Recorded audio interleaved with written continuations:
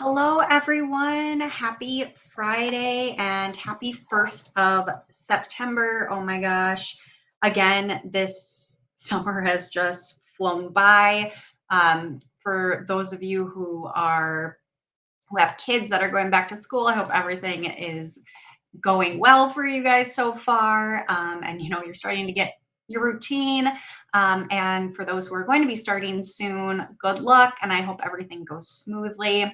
I will be having one starting school myself now, finally. So I'm very, very excited for him. He is extremely excited. And I'm just checking to see if this is still working. Yes, perfect. Um, so yeah, I definitely, feel the stress like I have talked about with so many parents. It's really good. Hey Dana, I hope you're doing well. I hope that you are enjoying your first day of September, enjoying the cooler weather before the last hurrah of heat hits us.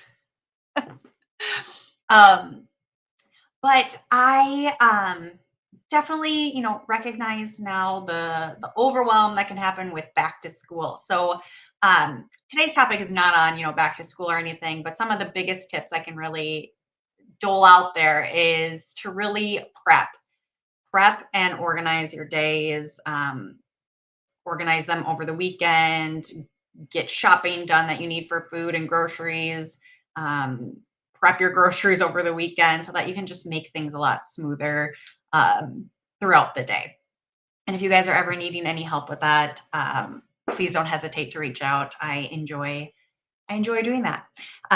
So yes, today I am I'm just going to get back to my info. But today I'm going to be discussing exercise and how it really influences overall health and well-being. But when it comes to people struggling with fibromyalgia, chronic fatigue, and autoimmune conditions in general, it can be a really love-hate situation for us, and be a very tricky situation for us in general because we know what exercise can really deplete for us. And I will get into that in a second. But yeah, that's why I really wanted to bring up this topic because for autoimmune conditions, exercise is very touchy. It can help, or sometimes we can go and overexert, and then it can backfire on us. So that's what I want to be talking about today is finding that balance. So we all know that exercise is a key player in overall health and well-being through helping you sleep better at night, utilizing your muscles, which helps support your metabolism and overall well-being, can help reduce the risk of chronic disease, aids in heart health, brain health, organ health, supports digestion, can help reduce stress, supports better oxygen flow, supports hormones, can help reduce the risk of depression and anxiety, supports your energy overall, and helping you have more energy. It aids in detoxification of the body, especially when we're sweating, we're getting rid of those toxins. It helps maintain a healthy weight, can help with regeneration of cells, aids in building muscle tissue and strength, helps keep bones strong and healthy, aids in reducing risk of frailty later in life, supporting flexibility and also mobility, and the list can go on. So, exercise has so many different benefits to it. It is not the end all be all of things, but again, with that holistic life balance, we need to have everything in balance. We need to be doing what we need to be doing, and exercise is part of that. But part of that, it's not all of it. It's part of it. Um, Nutrition is another huge component. But all in all, our bodies were created to move, and that's what we did way back when. We were outside and moving, whether we were working on farms, hunting, gathering, etc. Like, we were not sitting indoors. We weren't just sitting at a computer in artificial light all day. We were out in the sunlight and getting in that fresh air, but also getting and moving, walking a lot, maybe traveling from one site to another site. Um, so there was just a lot of moving. Um, so fibromyalgia, chronic fatigue, and autoimmune conditions in general are commonly associated with extreme fatigue, as well as pain, weakness, headaches, depression, anxiety, brain fog, poor sleep quality. And all of these can make exercise that much more difficult as well, because we are just over exhausted and just not feeling well, having too much pain to even move.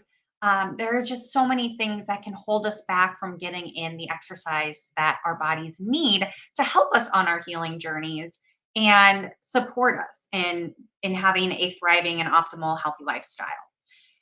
So, when exercise, when done appropriately, it can alleviate many of those symptoms that I just described that we all get with these autoimmune conditions. So, how do you know when to exercise and what way is right for you? And that's what I am going to get into. So, there are so many benefits again to exercise for autoimmune conditions, especially when we look at more of the low or moderate impact exercise and physical activity. It can be of tremendous benefit to the quality of life for people. It helps produce or helps boost physical energy. It creates endorphins, which are natural painkillers, so it can help relieve that pain in the body. Exercise can help reduce inflammation in the body, which with the autoimmune conditions, we are highly inflamed. So we want to bring that down. And it can combat the depression and anxiety that is often associated with autoimmune conditions too. So if you're wondering and you're just getting started, like what you can do, first off, if you're new or you don't incorporate exercise regularly, but you want to start doing that, start it in very slowly with low intensity, and you can work your way up until your body starts to adjust and adapt to it.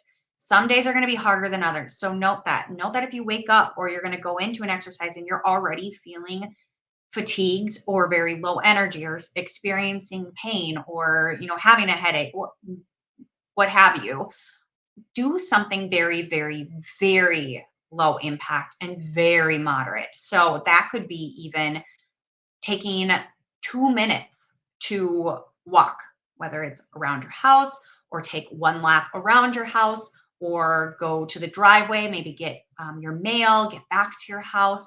Do something very low and minimal. It doesn't have to be anything major. We just want to get some sort of movement in. We don't want to be sitting and stagnant because that's really just going to increase the inflammation in our body even more if we're just not moving.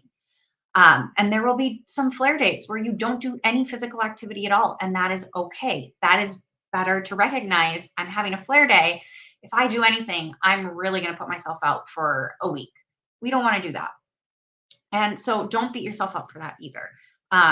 That's not what we're looking for. That's not my aim or like end goal for this, is to make you feel guilty for not getting any exercise in. But really just start to get you to recognize that exercise can be beneficial in your healing journey, but figure out what that means for you. So keep a journal of your daily activities, when you exercise, the type of exercise that you do, how long you do it for. Also, what did you eat that day? Was there any other activities that you did that day? Um, what we eat in combination with how we move is going to really influence and impact each other too. But having a journal can really help you start to see these patterns of when you have the most and least amount of energy. And then you can start to recognize when you could be overdoing it, or when you could maybe push yourself a little more and you'd be fine. So it just helps you recognize the patterns as best as you can. I know sometimes things come out of left field, and such is life, right? But if you have that journal, you at least can start to recognize the patterns. Also write down, how is your stress level that day going into it? Um, That's a huge thing. If you're already extremely stressed, usually doing a stressful activity is not going to be beneficial for you. And it's going to likely put you into a flare, unless you're doing more of a stress relieving activity, which I will get to. But again, like I've already mentioned before, make sure that you give your body the fuel it deserves and needs in order to exercise. So, what foods are you putting in your body to fuel? Are you putting in dirty gasoline or are you putting in clean gasoline? Are you having pro inflammatory foods and a lot of sugar and processed foods and, um, you know, seed oils? Are you having ultra processed foods? Like, what are you fueling your body with? The more we have those pro inflammatory foods, the more toxin byproducts we have. So, our bodies are like a car. If you're putting in this dirty gasoline, it's going to hurt the engine, which then can just destroy the engine.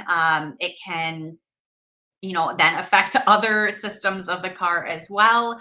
Um, it really puts a strain on the car. So, are you putting in clean fuel? Are you having whole foods in your diet? Are you aiding your detoxification system through the foods that you're eating? Are you eating foods that you're actually sensitive to? That are really just going to disrupt your gut microbiome and leave more of a leaky gut problem for you, which then has more toxins and inflammation. How are you supporting your body with foods? We don't want to become more and more inflamed by the foods that we're eating and then adding exercise on top of it. And it's not going to fuel what exercise we do. It's actually just going to hurt us more. So make sure that you rest as well. Have specific days where it's dedicated to just resting. Whether that's 2 days, maybe for some people, it might be one day, depending on where you are on the spectrum of the autoimmune condition. Um, or it could even be more if you're just starting out. Maybe it's you're trying to get an exercise every other day. Wonderful. Um, Allow your muscles to repair, allow your cells to repair, and don't put yourself in that overdoing it or overtaxing stage. So many people with autoimmune conditions experience something called exercise intolerance, meaning the inability or decreased ability to perform exercise at what would be considered to be normally expected levels of duration. It also includes experiences of unusually severe post exercise pain, fatigue, nausea, vomiting, or other negative effects as well. So basically, um, your body is not tolerating the exercise, right? That's, it's intolerance of exercise. um, you don't have that ability to really recover from the exercise that you are doing or exerting.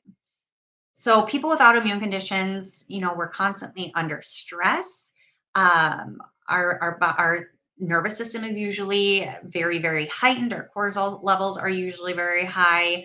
Um, and so exercise is a type of stress. It is a source of stress. So when it is done in a supportive manner, it is actually a positive type of stress that creates positive improvement on the body. So, that stress that you put on your body allows you to build that muscle tissue. It allows you to go a little longer. It allows you to breathe a little better. It puts stress on your body to build resilience within your body. And that's when it becomes a positive stress, is that building of resiliency within your body.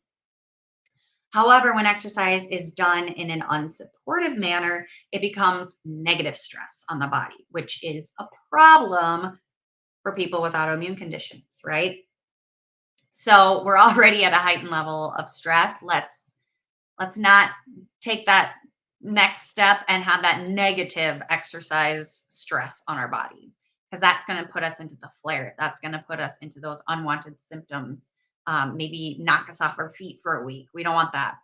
So if your current exercise routine or what you've done in the past does exactly that for you, is it knocks you off your feet, or you have that exercise intolerance, then you're likely not doing the right type of exercise that your body is asking you to do.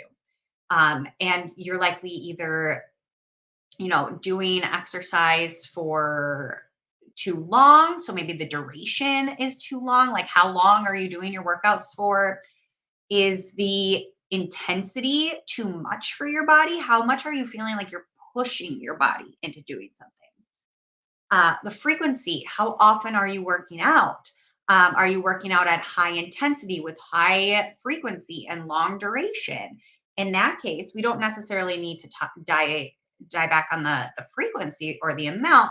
Maybe we slow down that intensity or lower the intensity and lower the duration and see. Because having that consistent movement and activity in our day is important. So, frequency isn't usually the problem. It's the type of exercise connected with that frequency, if that makes sense.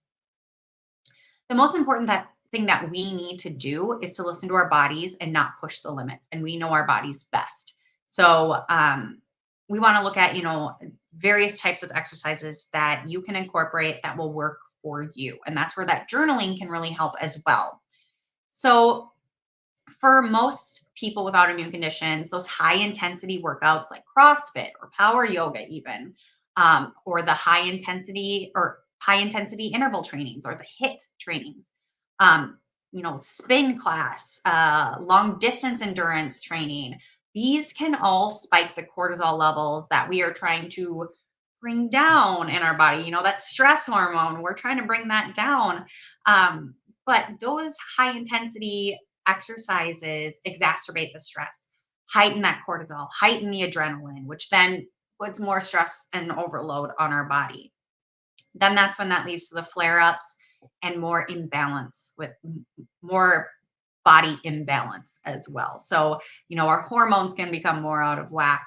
The leaky gut can get worse, which then, hurts our immune system even more. It causes more inflammation and adrenaline like in the body.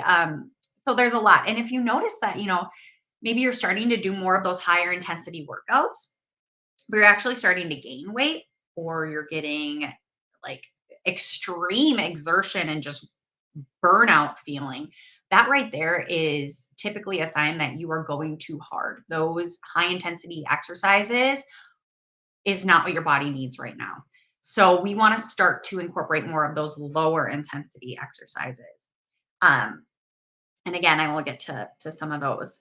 But looking at the high intensity exercise, again, this is the one that's going to exacerbate those autoimmune diseases and conditions. Unless you are able to build up to that place, and maybe you can do that once a week or maybe 2 times a week, and you're just fine. But I wouldn't say go any longer than or any more frequent than 2 a week.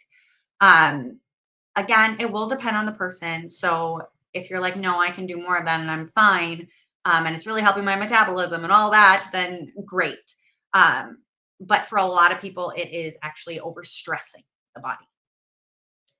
Um, Again, that stress on the body is wonderful for those who can handle it. A lot of us with autoimmune conditions, our bodies are not quite built to handle it, unless we're really far on our healing journey and things are really in balance and we're not experiencing our symptoms. Then wonderful, you can try it. And again, if it works for you, great. Just find that balance, because the worst thing you can do is overdo it. Um, and the HIIT training works by alternating short periods of intense anaerobic exercise with less intense recovery periods until the body is too exhausted to really continue. So examples would be like the sprint intervals, CrossFit, power yoga, and the spinning, like and the high intensity interval trainings that I mentioned. Long distance training. These can be similar to the high intensity exercise. You're going for very long durations and having that chronic cardio, which can then increase the adrenaline and cortisol in the body, as it is a stressor to the body. But it has great cardiovascular benefits, a great ability for the body to burn fat. So this would be like marathon running or triathlon running. However, again, for people who have autoimmune conditions, long distance training can really backfire for people. Walking can actually be really, really great. It gives that cardio. It's a great alternative to the high intensity exercise and the long distance training. So it still gives that cardio, but a very much lower intensity. It doesn't stimulate that intense cortisol and adrenaline output. You're also able to get outside usually, get in that fresh sunlight, fresh air, the vitamin D, get into nature, which can just lower the stress response in the body. So, that stress is getting even lower because we're outside in nature. So that's wonderful. But again, walking for some people can still be too intense, especially if you are experiencing a lot of chronic pain. Um, Maybe start very, very slow and very, like a very, very slow pace. But also, low amounts of time that you're getting up and moving, or incorporating stretching first. Get your flexibility going, which will then help your mobility. Help your muscles so that they can have more of those intense moments. Stretching keeps your body in better alignment, helps support your muscles. It helps support that flexibility in the body, and it can reduce that stress, help with lymphatic flow, all that stuff. So there's a lot of good benefits to stretching too, and that can be the first step for people before incorporating walking. Yoga, it's there's a wide variety of yoga out there, a wide variety of styles, a wide variety of different levels. Um, but this is that combination of stretching, but it also has strengthening components in there too. It also brings the breath into play as well. So you're connecting to your breath during yoga, which when you have that deep breathing and you're focusing on your breath, you're going to bring your stress levels down in the body, which is going to help you overall and help lower that inflammation, help lower that stress response, and help align um, your mind and your body. Help support that vagus nerve too, and strengthen it. So specific poses are great to also get your lymphatic system moving and help detoxification in the body, which we all need support with. And it can still be difficult for some people as well. So suggestion again, find what works for you. There are some like chair yogas out there, just like there are some chair strength training, or chair exercises that people can start with. You don't have to be up and moving. You can be sitting and trying and start again. Try a couple minutes, maybe try 5 minutes, and then build from there. But really, the point is to just start by practicing a little at a time and allow your body to adapt. Listen to your body, connect to it. Strength training is another great one, but it has a wide range of levels and styles. It's very effective in small doses, can help strengthen specific muscle groups that are weakened, especially with autoimmune conditions. Helps support and build that muscle tissue and that resilience in the body. Helps you utilize your nutrients better, get the metabolism going more. Um, Helps strengthen bones. There again, help with that frailty down the line. There's a lot that strength training really helps with. It helps with hormones and boosting the metabolism, like I mentioned, keeping your cells strong. So there's a lot with strength training, and it has been overlooked, but now I'm glad it's starting to become more of a norm for people to use as part of their activity. And usually strength training, I don't tell people to do every day. It's, a couple times a week. And typically focusing on one area at a time, whether it's legs or your upper body or core. Try not to do too much at once, but focus on one area. Other exercises that can be low impact and beneficial, swimming can be really great, and the water feels refreshing. Tai Chi, it's going to involve the slower movements. It's really helpful for people who have pain problems. Qigong as well, another slower type of activity, but works on breath work and energy work, which we really want to work on with autoimmune conditions. Pilates can be really helpful too. There's like mat Pilates, and there's reformer. There's different ways to incorporate Pilates. And again, that one is similar to like yoga, where you really want to start at a very low low level, low duration, and build from there. And again, there are so many different styles that you can do. Um, it's all about figuring out what works for you. Um, that's what I have for you today regarding exercise and how it influences your health and well-being. We went over the benefits of exercise, and then went over what could be really helpful for people with autoimmune conditions and what can backfire and really hurt your health and make you come into flares more. So I hope that you found this helpful. Please let me know. And I would love to know, what workouts have you incorporated? Or what is one of your goals to start incorporating more workouts? We're here to support each other so we can learn from each other, support one another, maybe bring ideas to one another. But this is a shared space where we can really help one another on our healing journeys. And yeah, I hope that you all have a wonderful Labor Day. It's crazy again that it's September. Have a wonderful beginning to your September. And if you do have any questions, concerns, or anything, please don't hesitate to get a hold of me. I am here for you guys. If there's any other topics, that you would like to see, feel free to comment below, post it as a discussion. I'm here for you to support you on your journey. So I want to answer your questions. But other than that, that's all I have for today. And I hope that you all have a fabulous weekend. And until next time, take care.